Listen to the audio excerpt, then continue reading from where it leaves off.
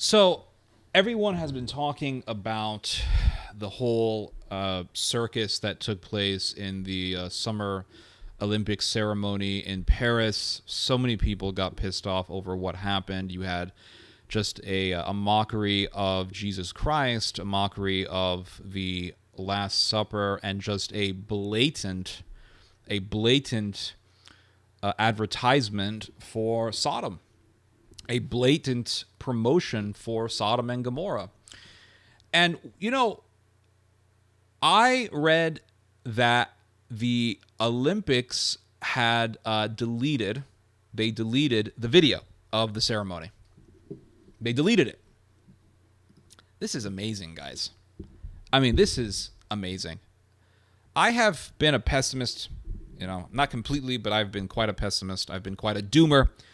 But I just want to say that reading that the Olympics deleted the video off of their YouTube channel because of the enormous outrage against this mockery of Christ just gives me a glimmer of hope within my soul. It sparks just a glimmer, a candlelight of hope within my soul. I did not expect this.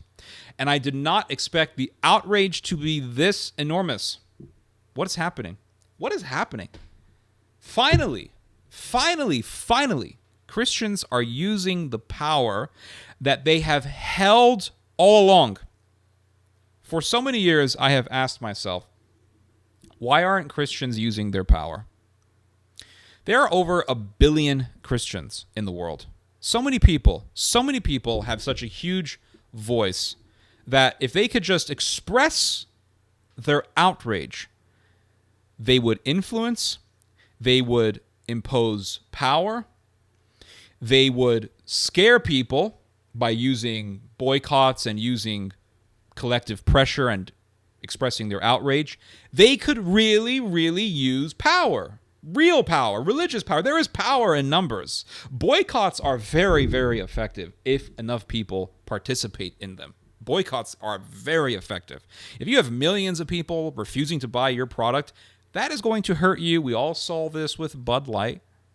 They put some member of Sodom on a can, and it pissed off enough people that the sales for Bud Light went down 40%. That was Christians using their power. Christians using their power. And the outrage expressed by Christians for what the Olympics did, mocking Christ, was so imposing. It was so overwhelming that the Olympics said, and Paris had to come out and say, we're sorry. Sorry, guys. What's going on here? Maybe what has been happening, I could be wrong, maybe the Christians are learning from the Muslims. Now, I'm not saying go out and riot. No. Rioting is wrong. Violence is wrong. Political violence is wrong. But maybe the Christians have been learning from the Muslims in the sense that they realized the Muslims are over 1 billion people. I think Christians are 2 billion, actually. I said over 1 billion. I think they're more than that. I think the Christians are around 2 billion. But I think the Christians have realized, oh my goodness, there are over 1 billion Muslims, and they're actually using their voice. And they're actually pressuring people successfully not to mock their religion, not to mess their religion. And I think the Christians are saying, oh my goodness, we have more numbers than the Muslims. We have power.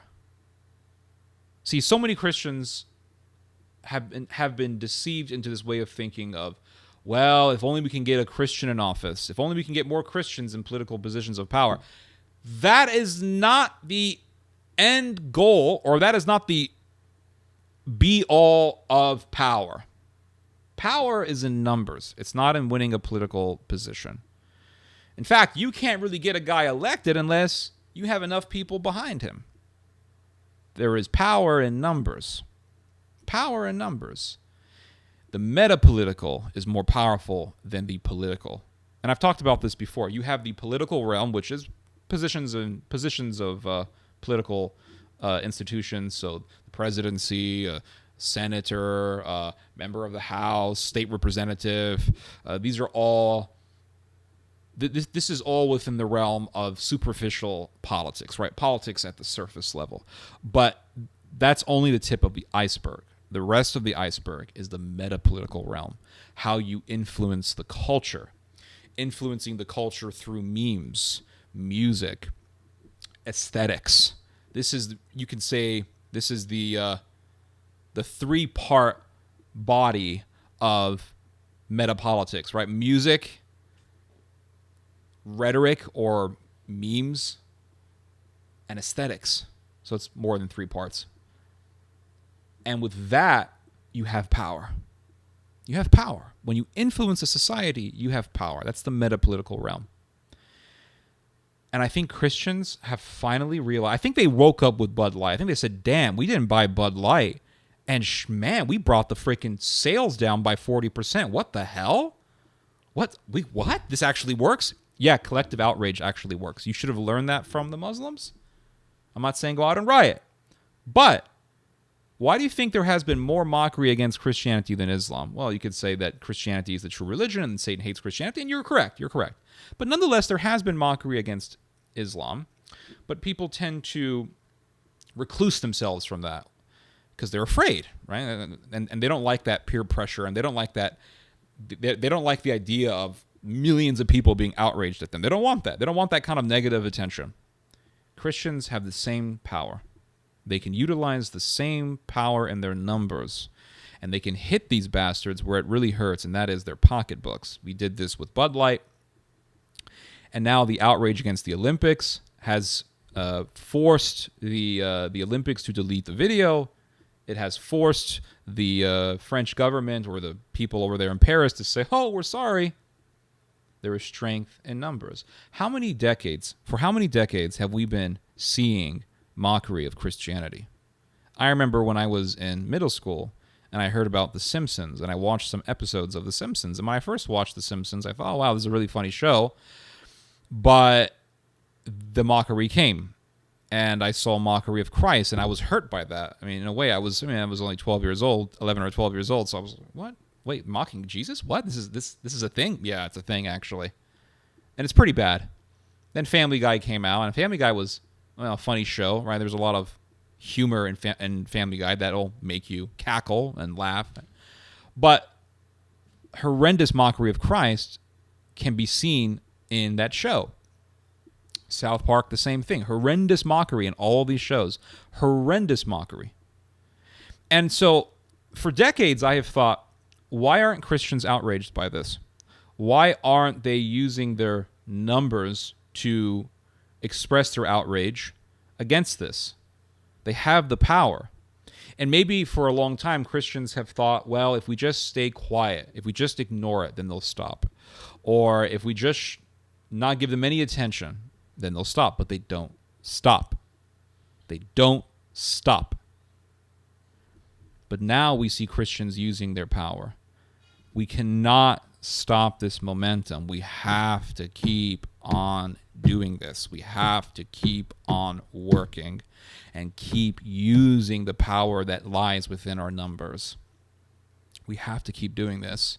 And if we keep doing this, we can really shift the culture. We can really change the culture. And if Christians and conservatives in general utilize the power of aesthetics, utilize the power of good rhetoric, utilize the power of music, we can really make a shift. I mean, a lot more people are getting into Gregorian chant and Eastern Orthodox chant. There has been a huge comeback in religion. I've noticed this. There has been a huge surge in interest for Christian aesthetics because Christian aesthetics is beautiful. It really is beautiful. And if we can keep this up in a healthy way and not go off the deep end into some cringe garbage, then we can really make a shift in society. I think by what the Christians did against Anheuser-Busch, what the Christians did now with the Olympics, I think we have a momentum that's going. We have started a little glimmering light. We have to keep letting it shine.